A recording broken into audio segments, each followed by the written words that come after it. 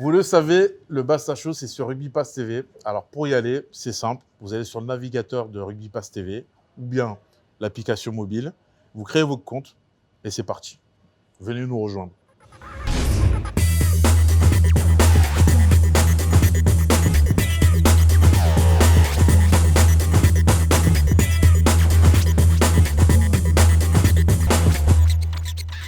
Bonjour tout le monde et bienvenue dans le Basta Show pour une deuxième saison. Alors, si vous avez aimé la première saison, vous allez adorer la deuxième saison avec des nouveaux invités, des nouveaux endroits. Alors aujourd'hui, on est au Manofica, un restaurant italien très en vue à Toulon. J'ai pas encore mangé parce que bon, en ce moment, je suis un peu au régime. Enfin bref, passons. Vous allez comprendre pourquoi. Aujourd'hui, on accueille Monsieur, une légende, Monsieur Sergio Parisse.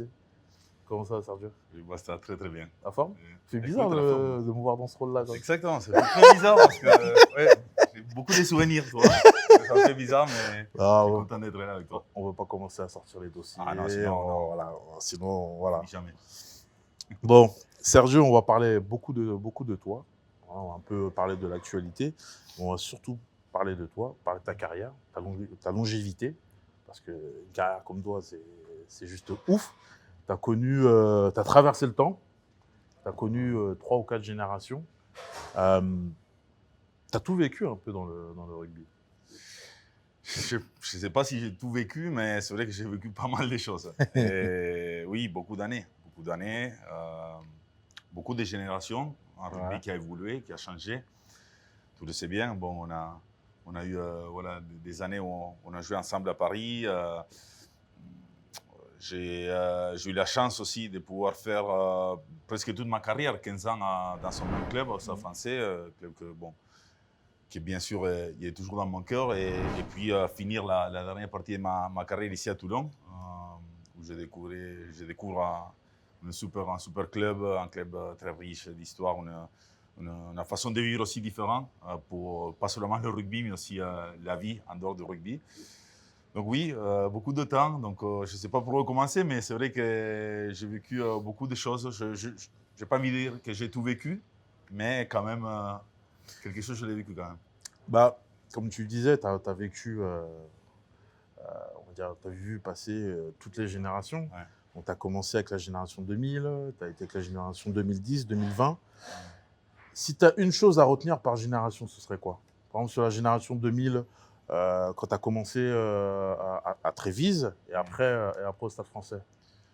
Oui, c'est vrai que, comme tu dis, générations différentes. Donc au début, les années 2000, on venait d'un rugby aussi dans le passé. Donc les joueurs anciens, on va dire à cette époque-là, il y avait une approche aussi au rugby qui était différente, complètement différente à celle d'aujourd'hui. Donc aussi, dans les années 2000, j'étais encore plus jeune. Donc c'est vrai qu'il y avait vraiment une vision de rugby qui était complètement différente. Donc quand tu étais jeune à cette époque-là, c'était différent. Tu avais un respect. Je ne dis pas qu'aujourd'hui il n'y en a pas.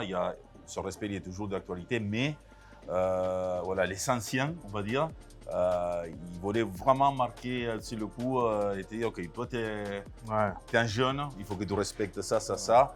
Et chose qui a changé un peu avec le temps, non? Parce qu'après, comme tu dis, dans les années 2010, même aujourd'hui, Génération 2010. les générations changent, donc même les jeunes aujourd'hui sont complètement différents.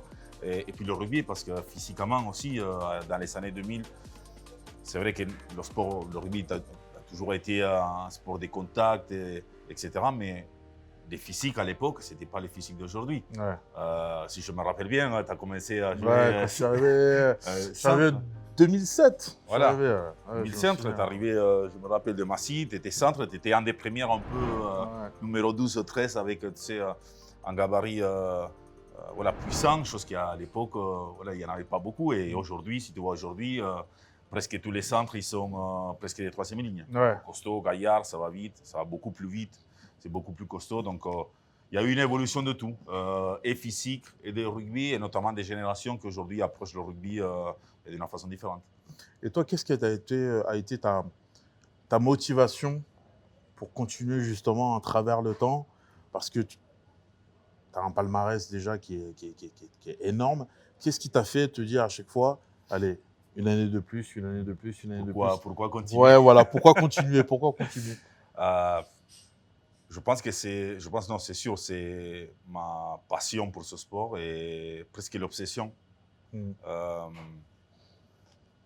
J'ai depuis petit mangé rugby, respiré rugby et c'était plus qu'un voilà, un sport que je faisais. Plus, j'ai eu la chance de le faire comme métier, bien entendu, mais pour moi, c'était toujours une passion, une obsession. Et quand tu es habitué à ça pendant beaucoup d'années, tu as peur d'arrêter à la fin. Tu as peur, on peut dire.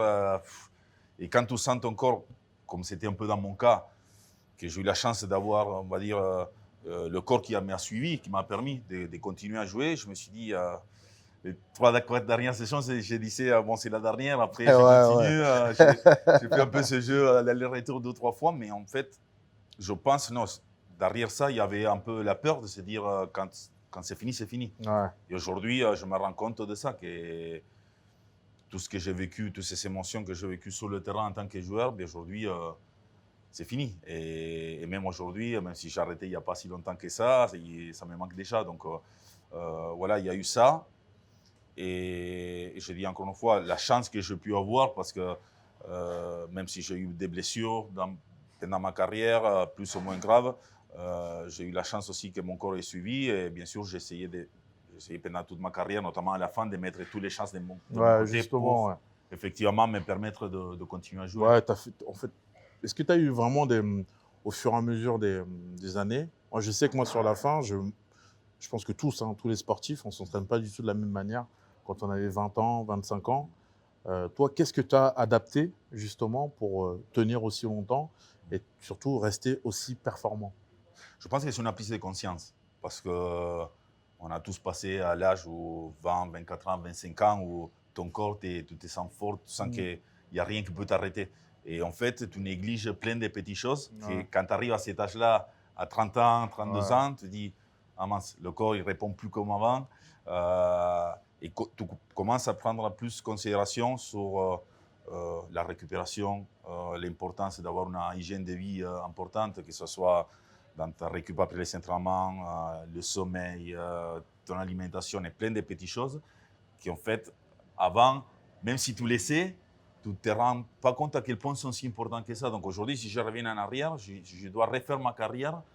Peut-être que j'aurais commencé à prendre peut-être un peu plus soin de mon corps avant que ça. Et quand tu arrives à cet âge-là, j'ai arrêté ma carrière presque à 40 ans, mais à partir des 32 ans, 31 ans, tu commences à te dire, bon, là, il faut faire attention. Là, il faut vraiment être beaucoup plus rigoureux sur certaines choses.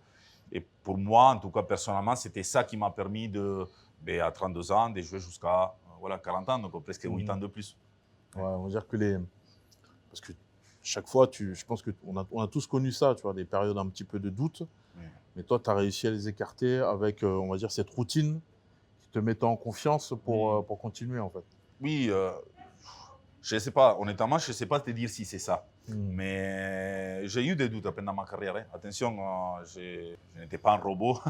J'étais pareil que tous les joueurs, avec des doutes, des moments où tu joues mieux, des moments où tu es au sommet de ton niveau, des moments où tu es moins bon. Et là, c'est là justement dans ces moments-là, quand tu es moins bon, que c'est la tête qui prend le dessus sur le reste.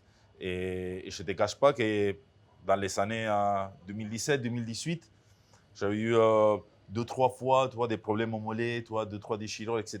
Et je me dis, ma femme, peut-être que c'est le moment.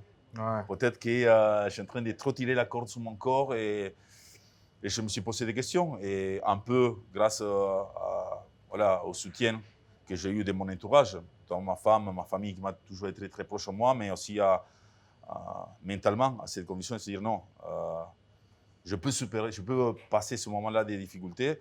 J'ai eu des doutes, mais j'arrive à les surpasser. Et puis, encore une fois, quand tu es joueur, quand les choses y vont bien, ben, en fait, tout va bien. Ouais. Mais quand tu es dans la difficulté, ben, voilà, c'est dans ce moment-là où je te dis il faut aller chercher bien profond de toi. Et moi, je dis aussi que j'ai eu la chance d'avoir un entourage très, très sain à côté de moi. Et ça m'aide énormément. Oui. C'est le plus important. Donc, on a fini nos carrières en même temps, en plus, même match, en même temps. C'est vrai. On a suivi deux chemins un peu différents. Toi, tu es coach maintenant. Comment s'est passée la transition? Comment c'est passé, comment ça se passe, parce que ça fait pas, Ouais, ça pas fait pas beaucoup de longtemps. temps. Parce que moi, je regarde de loin. Ouais, Alors moi, tu sais, je reste enfermé dans mon ouais, bureau. Je regarde un sais. peu de loin. Donc, mais Ouais, jamais, je t'ai vraiment jamais posé la question oui. comment ça se passe, toi? Et aujourd'hui, ça se passe très très bien par rapport au début où c'est passé pas mal, mais en fait, j'ai eu de mal. Mais pas forcément parce que j'avais de mal dans les entraînements, j'avais de mal un peu à réorganiser ma vie.